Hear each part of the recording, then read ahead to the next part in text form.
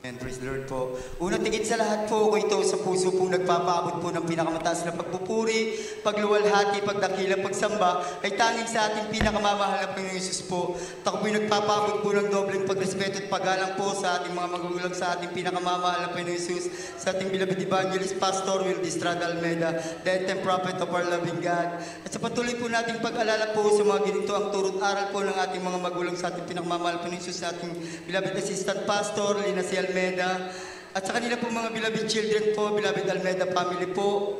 Magandang hapon na po sa inyong lahat. At sa inyo pong lahat, mga minamahal kong kapatiran, magandang hapon na po sa inyong lahat. Muli ko pong sariwain po ang kabutihan at himala ng Diyos sa aming buhay, mga minamahal.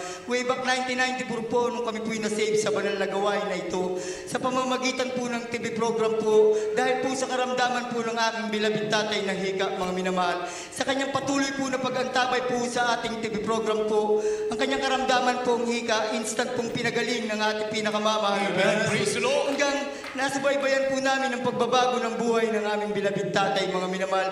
Dati po siyang sugalero, babaero, kaya po kami po ng aming buong sambayanan po ay na-convert po sa banal na gawain na ito ng The Jesus Miracle Crusade International Ministry po. Sa murang edad ko po nung time na yan, mga minamahal, naranasan ko pong magpagamit po sa ating banal na gawain po sa ating pinakamamahal na Panginoong Hesus bilang choir member po, mga minamahal.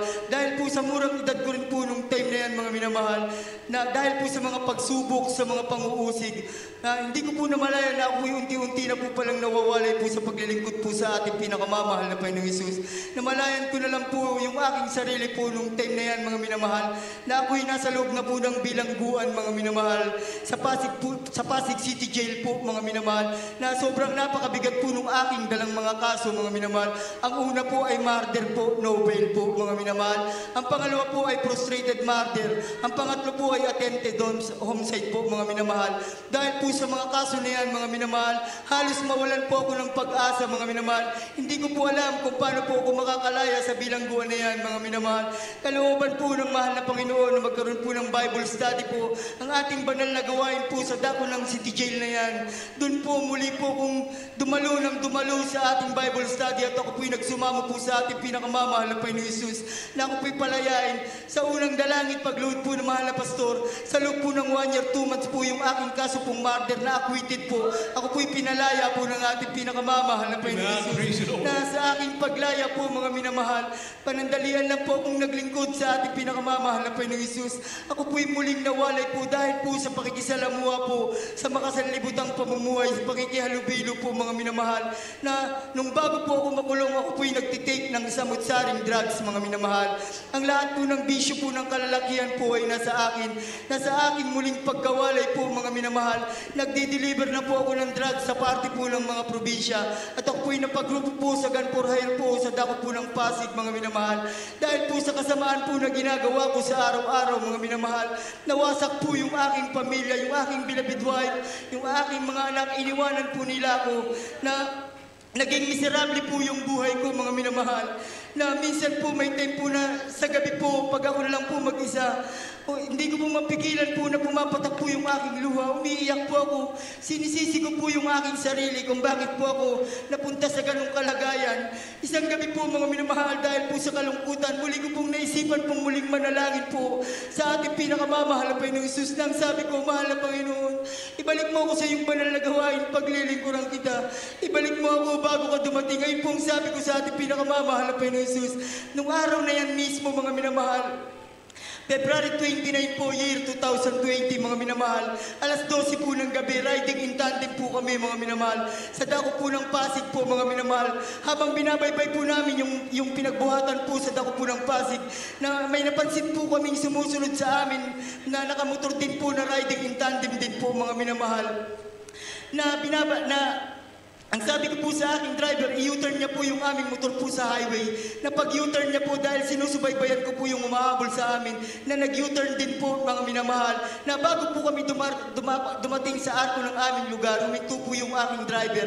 At tinanong niya po ako kung nasa na po yung umahabol sa amin dahil sinusubaybayan ko po. Na pagtingin ko po, huminto rin po sila na kung di po ako nagkakamali, mga kingsing, di pa po yung layo po nila sa amin. Sa isang isap mata lang po, na pagtingin ko po sa driver ko, napansin ko po yung mga umahabol sa amin na nandito na po sa side na to, na hindi na po bumaba ng motor at hinawi lang po yung jacket at pinagbabaril po kami, mga minamahal. Dayton daspat po yung aking kasama po sa gilid ng kalsada. Ako po, dito po yung aking tama po sa aking likod na tumagos po sa harap ng tiyan ko. Nung oras na yan sa aking paghihingalo, muli ko pong naalala po ang turo ng ating mga magulang sa ating pinakamamahal na Panginoong Hesus, na pag tayo po'y nasa kagipitan, tumawag po tayo sa ating pinakamamahal na Panginoong Hesus. Ako po'y lumuhod po sa gilid ng kalsada at ako po'y nanalangin ang sabi ko, mahal na Panginoon, buhayin mo ako, paglilingkuran kita. Sa unang dalangin pagluhod na mahal na pastor, inasahod ko po yung demonyong kamatayan 3 times, lumayas ka sa pangalan ni Jesus. Instant po, binigyan po ako ng kalakasan ng ating pinakamamahal na Panginoong Hesus. Mga minamahal, pinakaramdaman ko po yung aking sarili. Umupo po ako sa tabi ng gutter, mga minamahal, sa tapat po nung kasama kong patay, mga minamahal, na may napansin po akong bumalik na motor at tuminto po doon sa tapat po nung kasama kong patay, nang sabi po, narinig ko po, patay na yan pare, patay na yan, umalis na tayo.